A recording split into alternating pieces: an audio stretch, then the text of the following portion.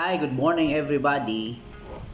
Today we're gonna review the product review of Equicel, the Equicel or Equiglotta Heart. Ayan, so later on, we will know kung saan ba or ano ba ang nice recommendation or recommended na patient na iinom or saan ba maganda kung may health problem ang isang pasyente, saan ito best. Yan. So, yan si Equiglotta. Now, let's check its ingredients and tignan natin, mag-review tayo dun sa mga ingredients niya on how this product help and alleviate our health problem. Okay? So, ang ingredients niya is 40% glutathione in acetylcysteine, nattokinase, we have glycine, glutamic acid, cysteine, hawthorn berry, the black garlic extract. Yan. Yan yung mga ingredients niya na nakakatulong ito sa ating katawan. First, let's see the glutathione. Well, the glutathione is a substance from amino acids. Saan? Glycine, galing from glycine, cysteine, and glutamic acid. So, ito yung ingredients niya na may cysteine, itong cysteine, glycine, at glutamic acid. So, itong kombinasyon na ito is ito nabuo ang glutathione, which is the 40%. At the same time, meron itong acetylcysteine na it will enhance our natural glutathione na ginagawa ng ating atay. Okay? So, basahin natin kung ano ang importansya ng glutathione sa ating katawan. The good thing kasi nito is ini-enhance pa niya ang natural glutathione ng ating katawan. No? Hindi lang sa may glutathione siya content, but also enhance, it will help our body na mag-produce pa ng glutathione. So, ano ba ang glutathione? Ang glutathione acts an important antioxidant in our body. No? That means that it helps combat free radicals. Sa mga Pinoy, gustong-gusto natin yung mga free radicals. Mga free. But ito yung free na hindi natin akalain na makakasira nating katawan, which is the free radicals. So, well, it plays a role in any chemical reactions in your body. So, dami po. Let's see at least, I give you some benefits of the glutathione, including the making of DNA, the building blocks, proteins, and cells. Since a glutathione is also a protein, so it will help our cells build, especially yung mga proteins natin, protein bindings natin, mga cellula. Supports immune system. Yan po. Because the effect of siyempre, antioxidant, no? Break down free radicals. Ayan. Helping certain enzymes, regenerating vitamin C and E. So, later on, mas makikita natin yung function niya kung it blends ba sa mga kombinasyon, kung anong nalagay dito sa ingredients niya. Transporting mercury out of the brain. Yan. So, nagdi-detox pala yung ng ating glutathione. It helps our body to detox, especially heavy metals. Yan, mercury out of the brain. Transporting mercury out of the brain. Helping the liver and gallbladder deal with fats. Yan. So, pwede rin yan sa gustong mag-jeta or gustong madaling ma-break down kanilang mga fats. Assisting regular cell death. So, yung apoptosis. Kasi every single day, araw-araw po may nire-replacean na old cells ang ating katawan. So, kaya nga, if ever you are taking glutathione, so yung iba, mas bata tingnan compared sa wala, no? Or if ever healthy naman yung liver mo, yung mga case naman ng mga patient na minsan yung mga health problems, especially doon sa liver, mas matanda sila tignan o mas stress sila tignan compared sa mga taong healthy yung liver. Okay? So, next, that's a good thing ha. The acetylcysteine pa lang, I really admire kasi it will help our liver to produce natural glutathione. Not only na meron na siyang glutathione, but it also helps, and it also give a good benefit sa ating hearts because syempre antioxidant siya, and also regenerating the vitamin C and E, which is also good and antioxidant sa ating katawan. So napakaganda niya kung i-intake natin siya. Okay, wag lang too much. Alam naman natin lahat ng sobra is nakakasama. Yan, ito next is pag-uusapan naman natin itong si nattokinase. Okay? So, nattokinase is an enzyme po yan. So, nattokinase is galing po yan sa isang natto, means isa yung soybeans na fermented. Actually, ito yun, it's a traditional Japanese food made from whole soybeans that have been fermented with bacillus. Actually, bacillus is a bacteria. Okay? So, yung extract niya, in-extract dyan si nattokinase. And nattokinase is rich in protein. Natto is rich in protein, vitamins and minerals because it came from soybeans at saka fermented pa. But most of the food's health benefits are tied to its powerful nattokinase enzyme. Natto is the only food source of nattokinase. Yan. So, ano ba yung mga health benefits nitong nattokinase? Okay? Lower heart disease risk. Why?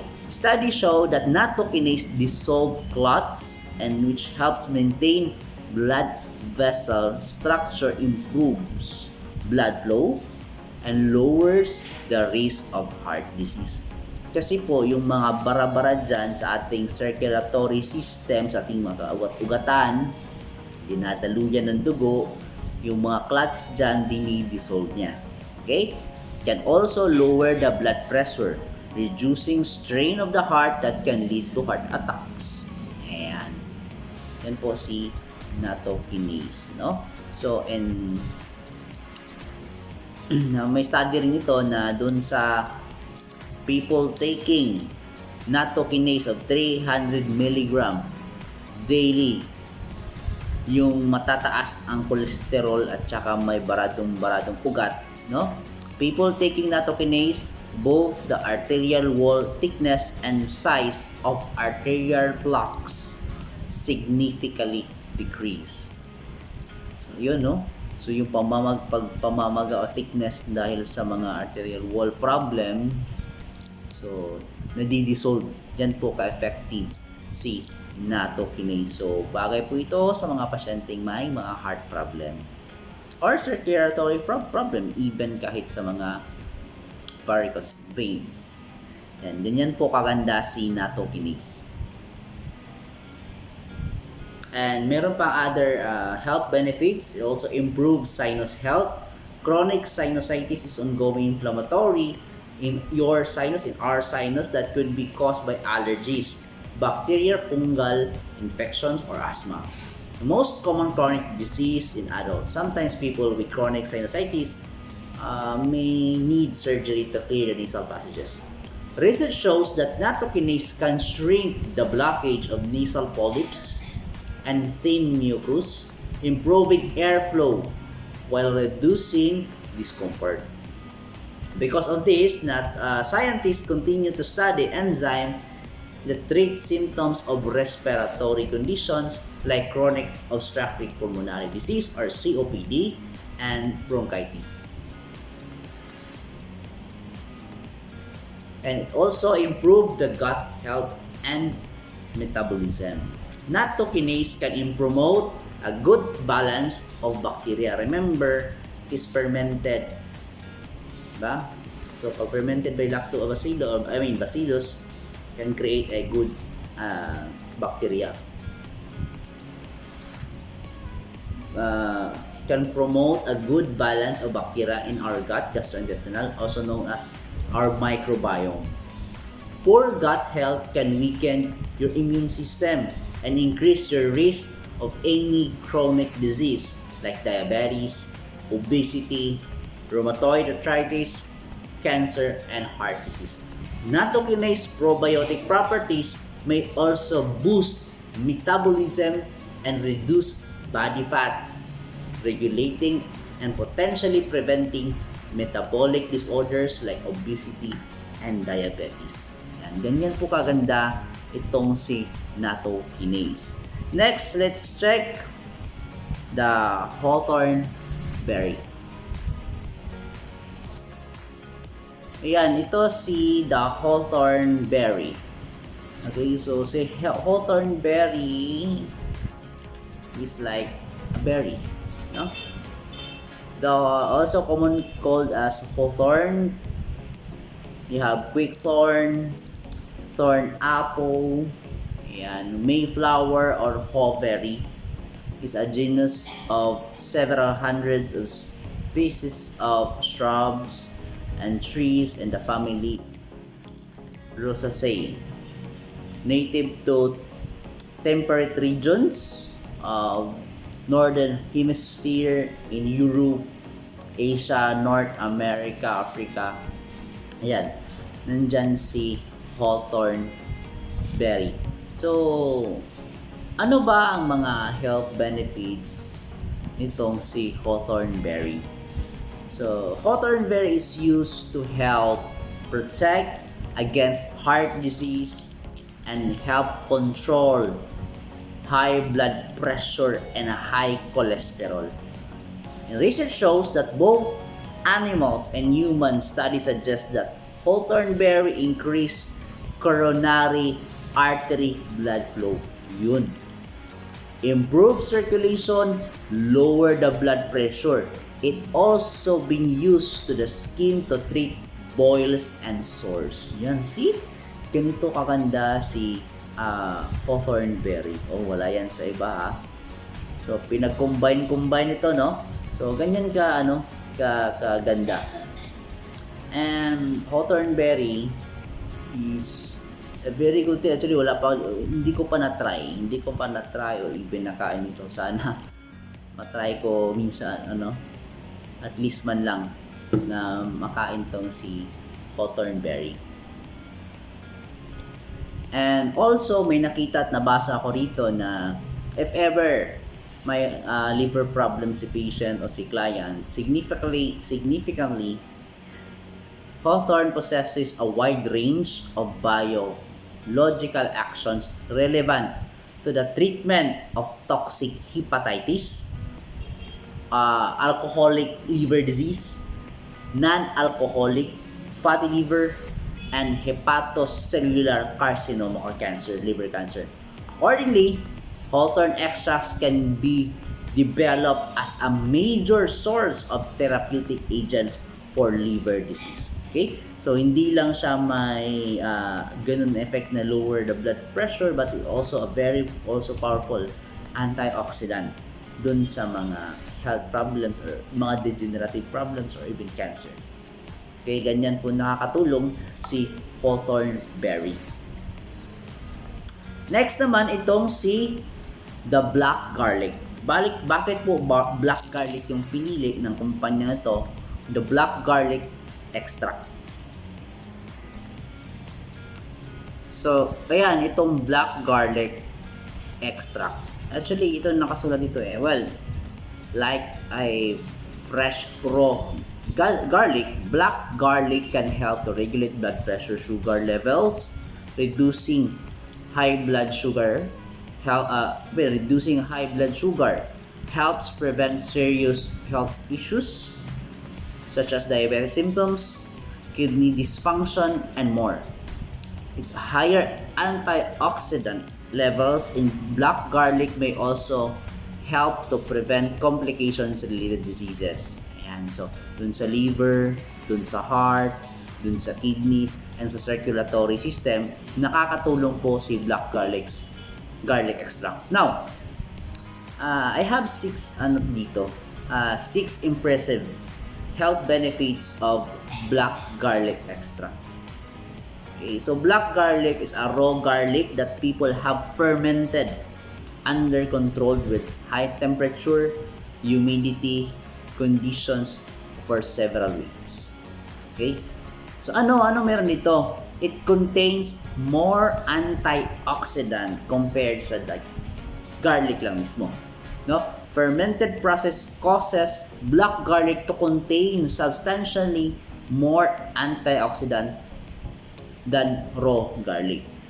Okay? Antioxidants that are found to help prevent, alam naman natin yan, antioxidant protect your cells from oxidative damage which may otherwise lead to various diseases. As a result, fermentation process, black garlic contains more antioxidant compounds than raw garlic. Next, it may help regulate blood sugar. Uncontrolled high blood sugar in people with diabetes can increase the risk of complications, no? So yan po. So, ang nangyayari, studies have shown black garlic may help regulate blood sugar, reduce the risk of gestational diabetes, yun sa pagbuntis, and even prevent damage from uncontrolled diabetes. Scientists need to do more research effects of human at the same time. Yan. And next in line is itong may reduce the heart risk disease or reduce the risk of heart disease. Now, studies have shown that black garlic may reduce indicators of heart disease, including levels in blood of total cholesterol, LDL, or the bad cholesterol. No, not literally bad. The triglycerides, and it may also increase the good cholesterol or the HDL or high density lipoprotein. Now, that black garlic extract may help reduce certain markers of heart disease like triglycerides and bad cholesterol. It also increase the LDL. Well, totally. Parang pinabalik-balik lang ito. Now, on one study gave participants with coronary heart disease it's 20 grams of black garlic extract daily for 6 months. Those who consume it experience increased antioxidant levels and improved indicators of heart health compared to those who took with a placebo. That's a good thing. And next, on the fourth in the list is compounds in black garlic may protect the brain health. Black garlic may prevent inflammation that can impair memory and worsen bad function over time. Scientists suggest that the accumulation of protein compound called beta amyloid causes inflammation in the brain that causes the risk of Alzheimer's disease. Now, another study, researchers induced oxidative stress in the brains of rats, giving the rats black garlic extract prevented this oxidative stress from causing memory impairment. Yan po. And next, we have 5 that have anti-cancer properties. Anti-cancer properties, several studies indicate a positive effect of black garlic fighting cancer cells.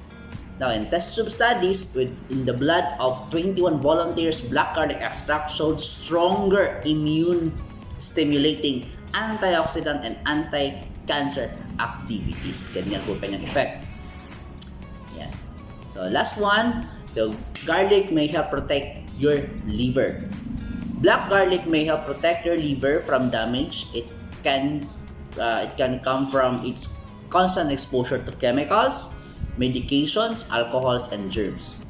Now, there's a garlic studies found that garlic exerts protective effects and prevent the liver from injury, preventing liver from damage. Ganyan po. Ganyan kagaling, no? Ang black garlic extract na nasa yan, Glota Heart. So, Saan ko ba nire-recommenda ang Glutahart? Unang-una sa lahat pong na may problema sa heart and circulatory system problem, sa mga ugat-ugat, sa blood components, mga bara-bara sa ugat, varicose veins, ayan. And also, bagay din sa mga hypertensive, yan, kasama na dyan, hypertensive patients, may heart problem, may mga sakit sa puso. This is very, very good sa kanila. Liver problem, kidney problem, maganda din ito. The same time, dun sa mga taong diabetes, syempre posible kasi ang komplikasyon, magkakaroon ng heart problem, magkakaroon ng sugar or pancreatic problem, liver problem, kidney problem, so it can help also. So yan, usually dun sa talaga binibigay ko dun sa may circulatory problem. So this is very helpful sa kanila. Detoxifier, the Equiglutahart. And makukuha lang nyo ito dito sa Equicel. And we have branches all over the Philippines. And napakaganda kasi halos 1 year pa lang kami nag-celebrate ng aming syempre 1 year, first anniversary. Around nasa 20 plus branches na kami nationwide.